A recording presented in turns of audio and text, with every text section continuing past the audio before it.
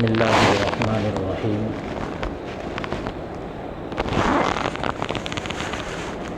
الحمد للہ رب العالمین والعاقبۃ للمتقین، والصلاة والسلام علی سید الانبیاء والمرسلین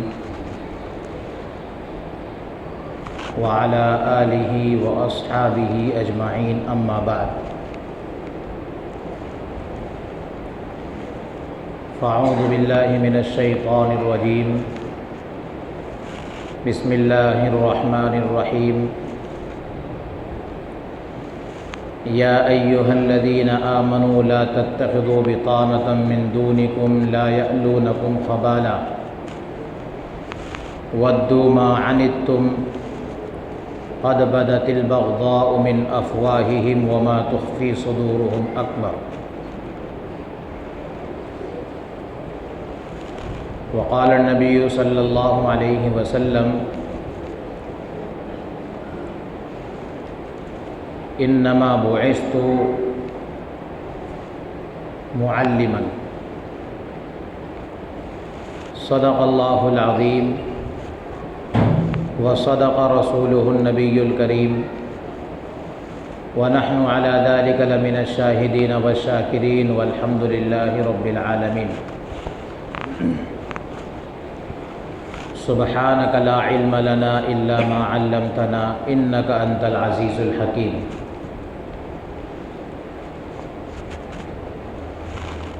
بزرگوں، دوستوں، دینی اور اسلامی بھائیوں، جہاں اللہ تعالیٰ نے ہم مسلمانوں کو بہت ساری نعمتوں سے نوازا، ڈھیر ساری نعمتیں ہمارے اوپر نچھاور کی، وہیں ایک بڑی نعمت ہم انسانوں کو، خصوصاً ہم مسلمانوں کو یہ عنایت کی کہ جو مذہب اور دین اللہ تعالیٰ نے ہمیں دیا وہ کامل و مکمل دیا۔ اس مذہب کی حفاظت کی ذمہ داری بھی اللہ تعالیٰ نے لی، اس مذہب کے لانے والے پیغمبر صلی اللہ علیہ وسلم کی حفاظت بھی اللہ تعالیٰ نے کی، اور یہ عقیدہ ہے ہمارا کہ قیامت تک اس مذہب کی اور اس مذہب کی کتاب کی اور اس مذہب کو لانے والے نبی کی سیرت کی اللہ تعالیٰ حفاظت بھی کرے گا۔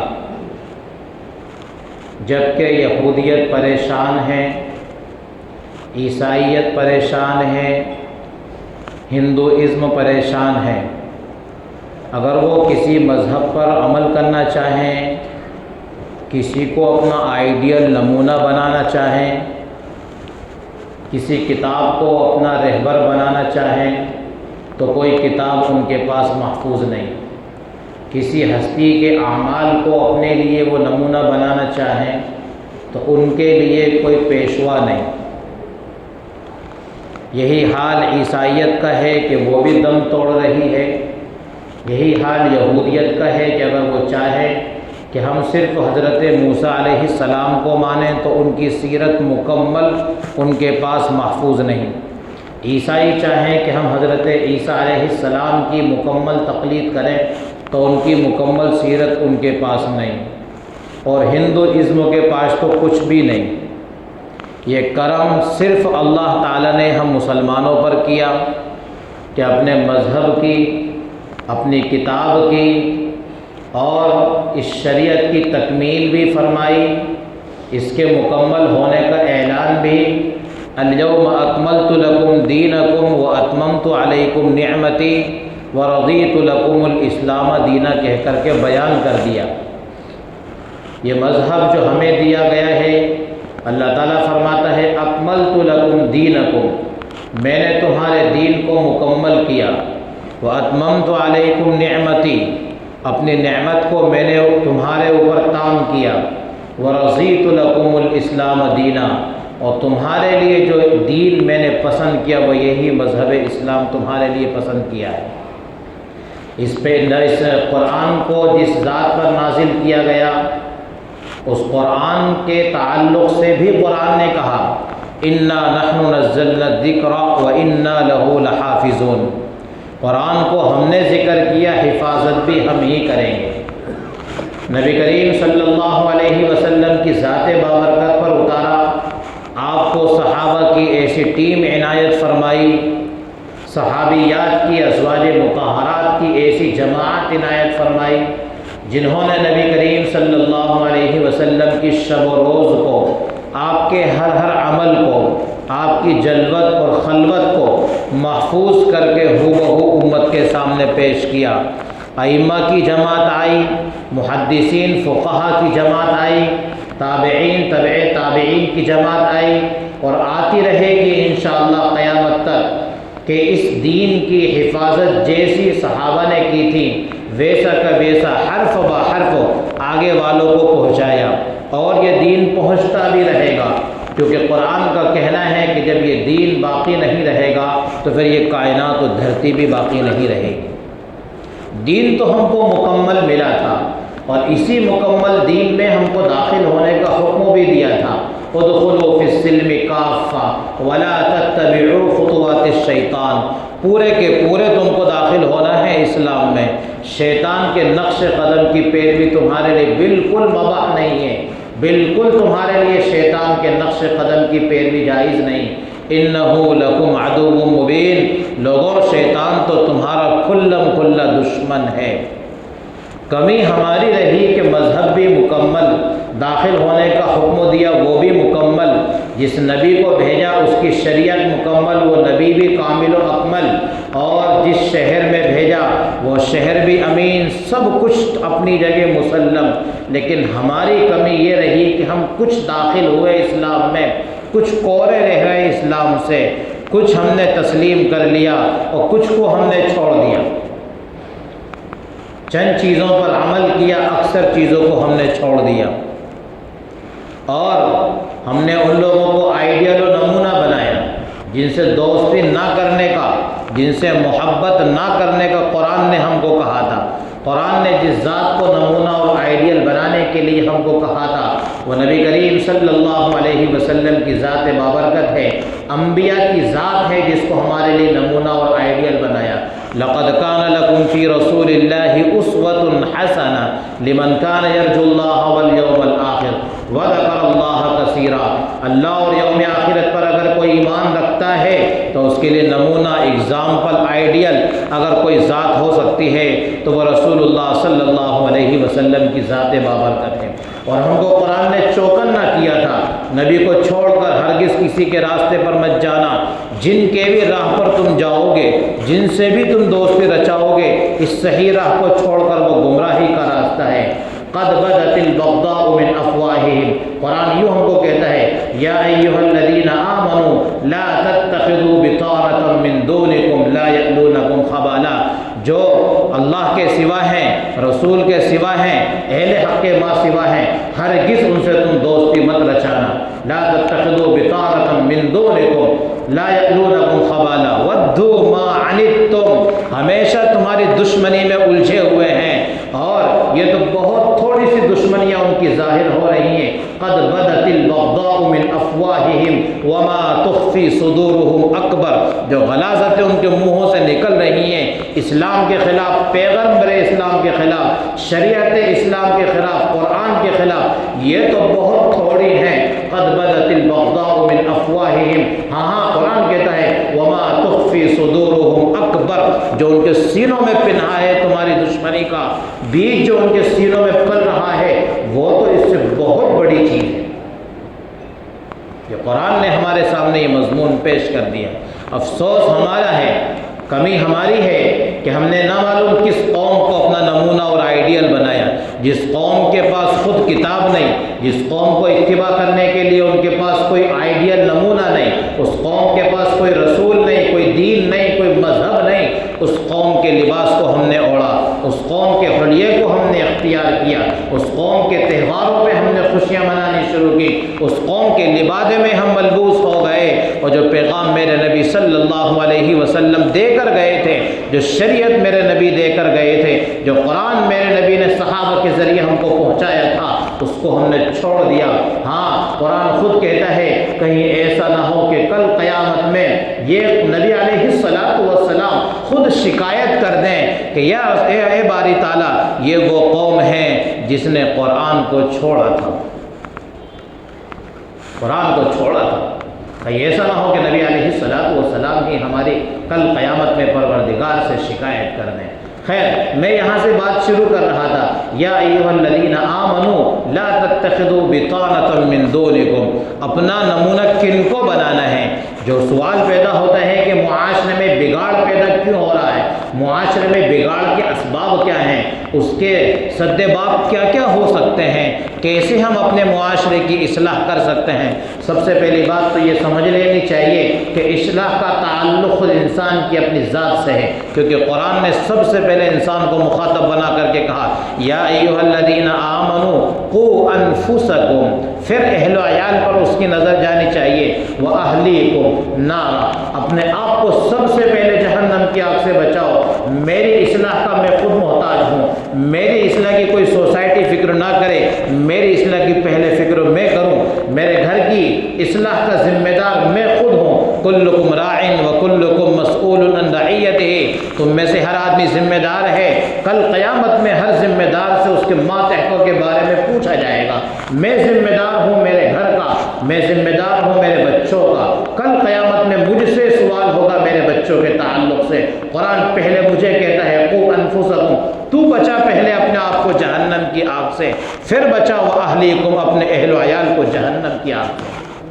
یہاں سے معاشرے کی اصلاح کا آغاز ہوتا ہے، اور معاشرے میں جو بگاڑ آیا ہے وہ کہاں سے آیا ہے؟ وہ بگاڑ وہاں سے آیا جس کو بہت پہلے حضرت یعقوب علیہ السلام کا قرآن ایک قصہ بیان کر کے یوں کہتا ہے ام کنتم شہداء اذ حضر یعقوب الموت اذ قال لبنیہ ما تعبدون من بعدی، لوگوں کیا وہ پیغام تم کو پہنچا ہے جب کہ حضرت یعقوب کی موت کا وقت آ لگا، انہوں نے اپنے بچوں کو بلایا اور اپنے بچوں کو بلا کر کے ایک سوال کیا ما تعبدون من بعدی، بچوں جواب دو میرے بعد عبادت کس کی کرو گے؟ میں نے جو تربیت تمہاری کی ہے کتنا تمہارے اوپر اس کا رنگ چڑھا ہے، میری تربیت نے کتنا اثر دکھایا ہے، بتاؤ میرے جیتے جی بتاؤ ما تعبدون من بعدی، کس کی میرے بعد عبادت کرو گے؟ یہ سوال پیدا ہوا کیوں تھا حضرت یعقوب علیہ السلام کو؟ میں نے غالباً اس سے پہلے بھی کہا تھا کہ یہی پس منظر جو حضرت یعقوب کے سامنے تھا، جو نظارہ حضرت یعقوب کے سامنے تھا، وہ نظارہ آج ہمارے سامنے بھی ہے۔ وہ اقلیت میں زندگی گزار رہے تھے، غریب الوطن ہونے کی حالت میں ملک مصر کے اندر زندگی گزار رہے تھے۔ اصلاً تو وہ کنعانی تھے، بہت تھوڑی تعداد میں وہ مسلمان تھے، زیادہ بڑی تعداد اغیار کی تھی۔ وہاں یہ سوال پیدا حضرت یعقوب کو خصوصاً اس وجہ سے ہوا تھا کہ انسان صحبت سے متاثر ہو جاتا ہے، صحبت سے دوسروں کے طور و طریق کو اختیار کر لیتا ہے، جب کسی کے ساتھ گھل مل کر کے بیٹھتا ہے اس کی عادات کو، اس کے اطوار کو، اس کے اعمال کو، اس کے رہن سہن کو، حتیٰ کہ اس کی غمی خوشی میں، اس کے تہوار میں سب جگہ شرکت کرنے لگتا ہے۔ یہ پیغام حضرت یعقوب نے دے کر گویا ہمیں جگایا، اس قوم کو اس وقت جگایا۔ بظاہر ایسا معلوم ہوتا ہے کہ حضرت یعقوب جب نبی تھے اور باپ بھی نبی، دادا بھی نبی، باپ حضرت اسحاق نبی، دادا حضرت ابراہیم نبی، پھر یہ نبی کے گھرانے میں یہ سوال پیدا ہونا ذرا دور معلوم ہوتا ہے عقل سے، ما تعبدون من بعدی، بچوں کس کی عبادت کرو گے میرے بعد؟ ظاہر سی بات ہے کہ جواب تو وہی آنا تھا جو بیج بویا تھا، نعبد الہک و الہ آبائک ابراہیم و اسماعیل و اسحاق الہ واحد، ابا جی عبادت کریں گے ایک اللہ کی جو آپ کا بھی معبود ہے، دادا اسحاق کا بھی معبود ہے، دادا کے بھائی چچا اسماعیل کا بھی معبود ہے، اور پردادا حضرت ابراہیم کا بھی معبود ہے، اسی کی عبادت کریں گے، وَنَحْنُ لَهُ مُسْلِمُونَ، اسی کو ہم ماننے والے ہیں، اس کے سوا کسی اور کی ہم نہ پوجا کرتے ہیں، نہ کسی کی پرستش کرتے ہیں، کسی اور کو ہم تسلیم نہیں کرتے۔ یہی سوال میرے سامنے بھی ہے، یہی سوال آپ کے سامنے بھی ہے۔ یہ موضوع خصوصاً میں نے اس غرض سے اٹھایا، ابھی چند دنوں کے بعد ہمارے معاشرے میں اغیار کا ایک تہوار آنے والا ہے، ہولی۔ اس میں ہم لوگ دیوالی کا تہوار آنے والا ہے، ایسی ہم شرکت کرتے ہیں جیسا ہمارے گھر کا تہوار ہے۔ ابھی کچھ گزرا ان کا دسہرا، میں ایک دن گزر رہا تھا تو مجھے ایک اپنے مسلم بھائی کو ہی دیکھ کر تعجب ہوا، میں جانتا ہوں وہ ہمارے ہی بیچ میں رہنے والے ہیں۔ وہ خرگون طرف سے گاڑی سے آ رہے تھے اور گاڑی پہ آتے آتے وہ ایک جملہ غیر سے کہہ رہے تھے۔ کیا کہہ رہے تھے سن کر بھی تعجب ہوگا۔ ہاں وہ حاجی نمازی، وہ ہمارے ہی درمیان کا رہنے والا فرد ہے۔ وہ یوں کہہ رہا تھا، دسہرے کی مبارکباد ہو۔ کہ اس کا شرعی حکم معلوم ہے ہمیں؟ اس کا شرعی حکم ہمیں معلوم ہے؟ شریعت اس کی اجازت دیتی ہے مجھے اور آپ کو کہ ہم کسی کو اس طرح کی مبارکباد پیش کریں؟ میرے ساتھ ایک مولانا تھے، اس وقت میں نے فوراً یہ کہا یہ کمی حضرت اپنی ہے کہ اپن نے ان کو نہیں بتایا کہ آخر اس کا حکم کیا ہے۔ وہ معذور ہیں، ہو سکتا ہے کہ مسئلہ معلوم ہی نہ ہو، اور معلوم ہوتا تو امید تو نہیں تھی کہ ایسا کرتے۔ یہ کمی میری اور آپ کی ہے کہ میں نے اپنے بھائیوں کو یہ مسئلہ ہی نہیں بتایا کہ اس قسم کے تہوار کے موقع پر ہمارا کیا رویہ ہونا چاہیے۔ یہ شرعی مسئلہ ہے کہ ہم کسی کو عید کی دلی مبارکباد دے سکتے ہیں، جیسا کہ ہمارے بھائی لوگ خصوصاً جو زمینی استر سے جڑے ہوئے ہوتے ہیں، جو لوگوں سے جڑے ہوتے ہیں، جن کے تعلقات لوگوں کے ساتھ بہت زیادہ ہوتے ہیں، وہ تو باقاعدہ بینر چھپواتے ہیں، اپنی تصویر بھی لگاتے ہیں اور اپنی تصویر لگا کر کہتے ہیں عید کی دیوالی کی دلی مبارکبادی۔ نہ معلوم کون کون سی تعبیرات اس قسم کی اختیار کرتے ہیں۔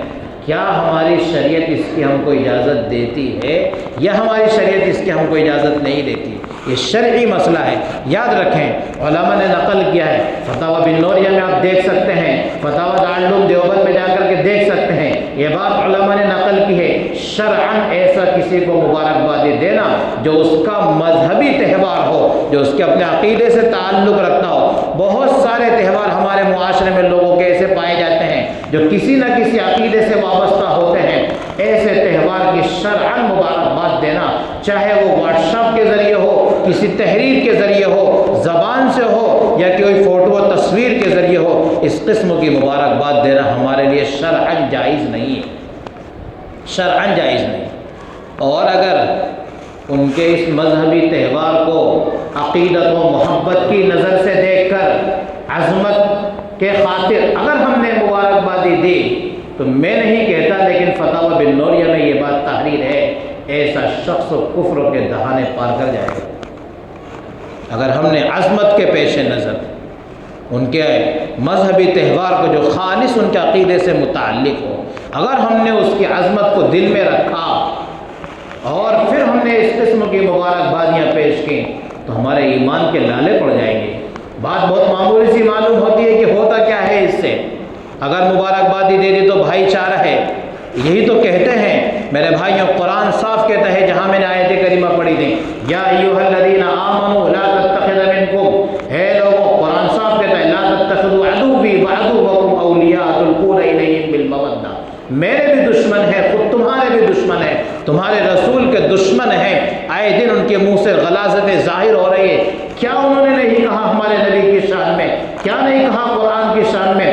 وہ کہہ گئے جو ابو جہل، عتبہ اور شیبہ بھی نہیں کہہ سکا تھا۔ نبی کی شان میں وہ گستاخیاں کر گئے، نبی کو کفار نے مجنون کہا تھا، دیوانہ کہا تھا، ساحر کہا تھا، نہ معلوم کیا کیا کہا تھا، لیکن اللہ حفاظت کرے ہم سب کی، نبی کو کفار نے ہوس پرست نہیں کہا تھا۔ اس زمانے کا بدبخت ملعون میرے نبی صلی اللہ علیہ وسلم کو ہوس پرست کہتا ہے، جو ان کفار نے نہیں کہا تھا۔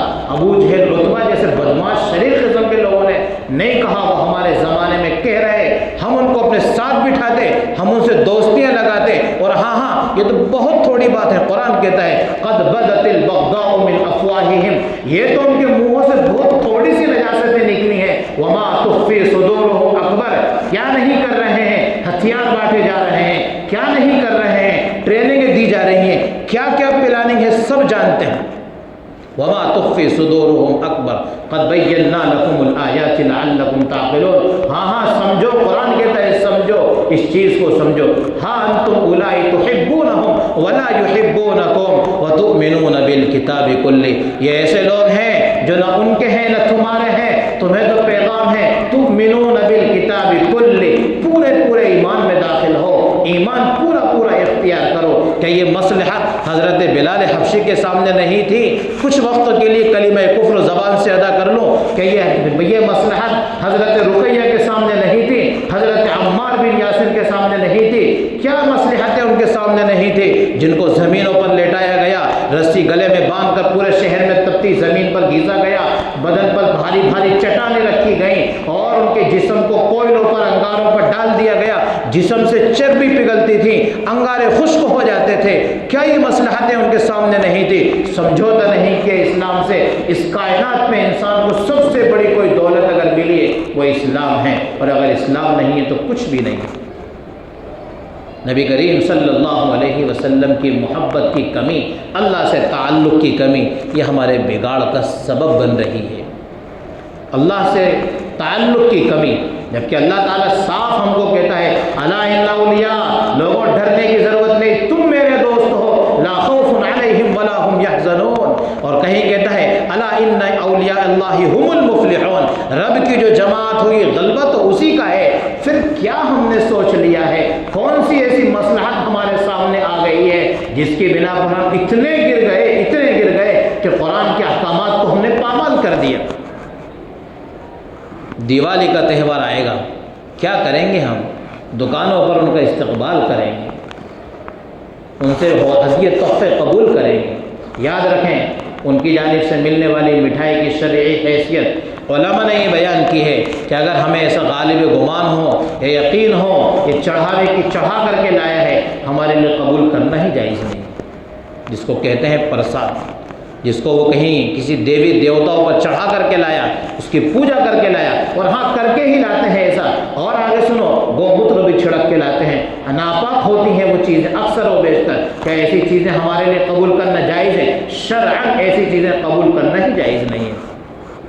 اور اگر ہمارا غالب گمان یہ ہے، جیسا کہ بہت سے بھائی مسئلہ پوچھتے ہیں، تعلقات ہیں، پتہ ہے وہ ہمارے مذہب کا خیال کرتا ہے، کوئی گندگی ہمیں کو نہیں دیتا ہے، کوئی گندی چیز نہیں کھلاتا ہے، اور وہ کسی چڑھاوے کی نہیں دکان سے خرید کے ہم کو دیتا ہے، پھر بھی ہاں ان کے احسان کے تلے ہم نہ دبیں۔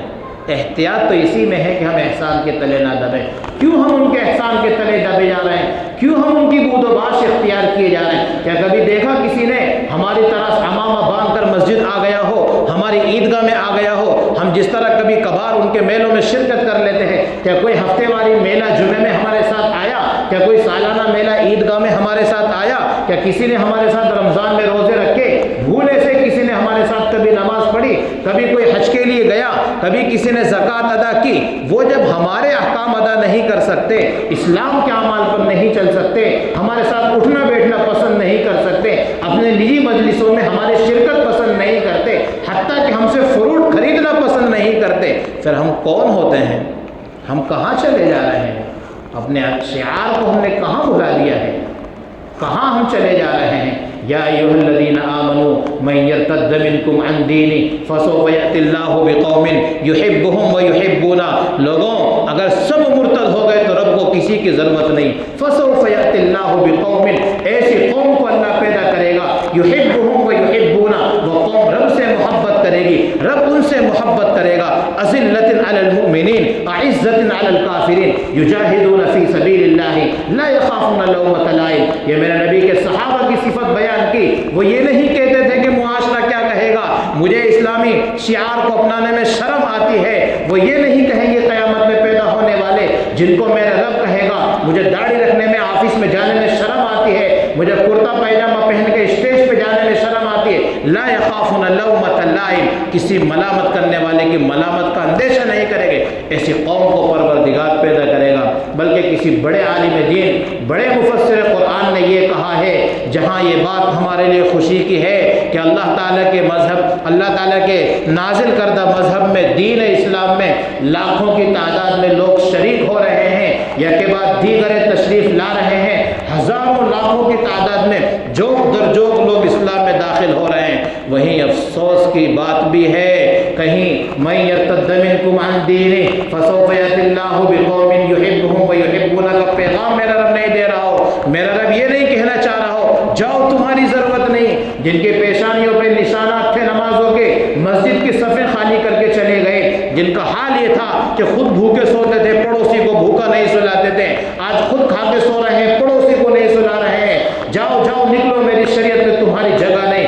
दूसरी कौम को बुलाऊंगा, यहूदियों को इस्लाम में दाखिल करूंगा, नसारा को इस्लाम में दाखिल करूंगा, कौन कौन सी कौमों को इस्लाम में दाखिल करूंगा, तसव्वुर भी नहीं करोगे। और हाँ, वो ऐसे लोग होंगे जो तुम्हारी तरह नहीं कहेंगे मुझे शर्म आती है शिआर इस्लाम को बजा लाने में, मुझे शर्म आती है उलमा का लिबास पहनने में, मुझे शर्म आती है मेरे औलिया का हुलिया अपनाने में। ला यखाफुन लौमत लाइम, वो किसी मलामत करने वाले की मलामत का अंदेशा नहीं करेंगे। तो जहाँ ये मेरे लिए खुशी की बात है कि लोग इस्लाम में दाखिल हो रहे हैं, वहीं एक सोचने का पैगाम भी है।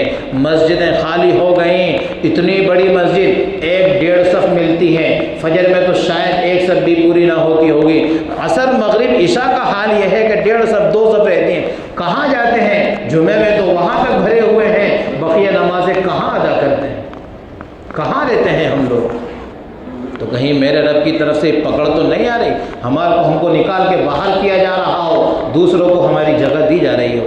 कुरान कहता है मैं यर्तद मिनकुम अन दीनी फसौफ यअतिल्लाहु बिकौमिन युहिब्बुहुम व युहिब्बूना। रब पैदा करेगा ऐसे लोगों को जो अल्लाह से मोहब्बत करेंगे, अल्लाह उनसे मोहब्बत करेगा। तो ये बिगाड़ जो मुआशरे में आ रहा है दूसरों की सोहबत के नतीजे में और तालीम की कमी के नतीजे में, हमने खुद भी तालीम हासिल नहीं की, औलाद को भी इन मसाइल की तालीम नहीं दी।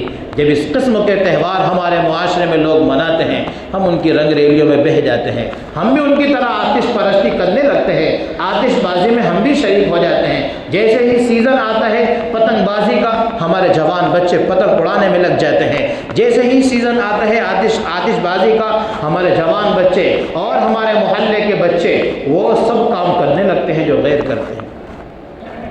कहाँ कमी छोड़ी हम?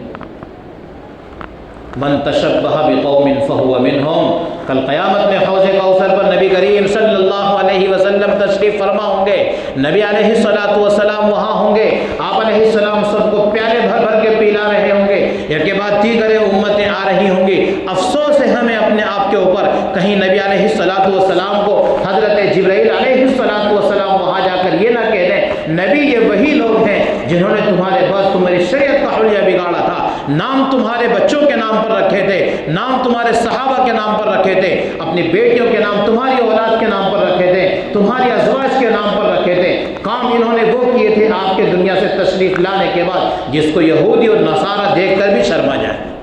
तो ऐसा ना हो कि नबी अलैहिस्सलातु वस्सलाम के तुफ हो, तुम पर तुफ हो, निकलो यहाँ से। ऐसा ना हो कि उस वक्त तो नबी अलैहिस्सलातु वस्सलाम हमें दुत्कार दें।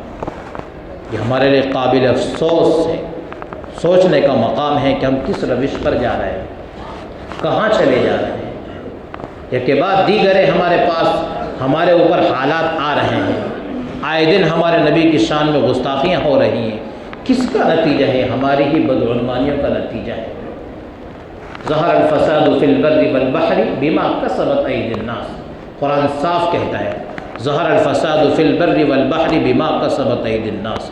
खुशकी और तरी में जो फसाद ज़ाहिर हो रहे हैं वैसे नहीं आ रहा है, बिमा कसबत अयदिन नास, लोगों के अपने किए हुए करतूतों के बिना पर आ रहे हैं। काहे के लिए आ रहे हैं? लियुज़ीक़हुम बअदल्लज़ी अमिलू लअल्लहुम यरजिऊन। छोटे मोटे थपेड़े जो अल्लाह ताला दिलवाता है, कभी ज़लज़ले की शक्ल में, कहीं फसादात की शक्ल में, तो कहीं हमारी मारपीट की शक्ल में, ये इसलिए है ताकि हम लौट करके अल्लाह की तरफ आ जाए। वमा असाबकुम मिन मुसीबा फबिमा कसबत अयदीकुम वयअफु अन कसीर। साफ ऐलान है मेरे रब का, लोगों सब जराइम पर परवरदिगार पकड़ नहीं करता, बहुत थोड़े जराइम पर पकड़ करता है, अक्सर को तो माफ़ कर देता है।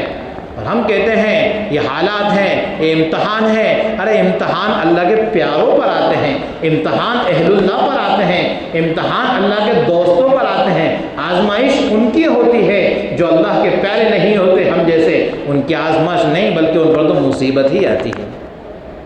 जो अल्लाह का प्यारा होगा, जो मेहनत से पढ़ा होगा, इम्तहान उसी का लिया जाएगा जिसको पता है कि इसको अलिफ बा भी नहीं आता, वो पहले से ही फेल है, उसका इम्तहान क्या है, उसका कोई इम्तहान नहीं है। तो हम ये कहकर टाल देते हैं इस किस्म के हालात को, जबकि कुरान कहता है कि तुम्हें जगाने के लिए आते हैं, होश के नाखून लेने के लिए आते हैं, सोई हुई आंखों को खोलने के लिए आते हैं। लेकिन हम ये कहकर टाल देते हैं ये अल्लाह ताला की तरफ से हमारी आजमाइश है। सोचने की चीज़ है ये। वमा असाबकुम मिन मुसीबा फबिमा कसबत ऐदीकुम व यअफू अन कसीर। अक्सर तो ऐसे हैं जिनसे अल्लाह ताला दरगुजर करता है। व यअफू अन कसीर। हमने अपने अक़रीबा के अहवाल की पूछताछ नहीं की।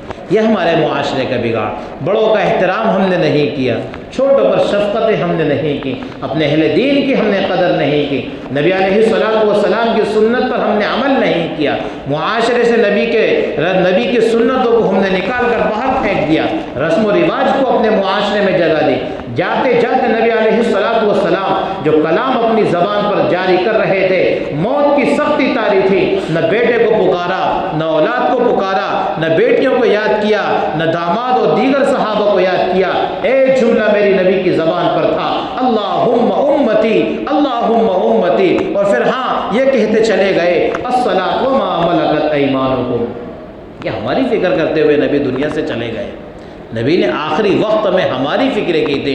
और हाँ ऐसा मालूम होता है कि नबी ने अगर हमारी बख्शिश की दुआ ना की होती, हमारी बख्शिश अल्लाह ताला से मंजूर ना करवाई होती, तो ना मालूम हम कौन सी थपेड़े की नज़र हो गए होते। आमाल तो हमारे वैसे नहीं हैं। थोड़े से हालात का बहाना, थोड़े से मुआशरे का बहाना, ताल्लुकात का बहाना। अगर यही चीज़ थे तो हज़रत बिलाल ग़ुलाम थे। हज़रत बिलाल ग़ुलाम थे। कौन सी चीज़ माने थी उनके लिए? जो अपने आका से सुलह करके क्यों अपने आप को मुसीबत से नहीं बचा लिया? क्यों अंगारों पर आखिर वो लेट गए? हज़रत सुहैब के साथ क्या मामला हुआ? हज़रत अम्मार के साथ क्या मामला हुआ? और उनके वाले हज़रत ज़ैनब के साथ क्या मामला हुआ? हज़रत ज़ैनब के साथ क्या मामला हुआ?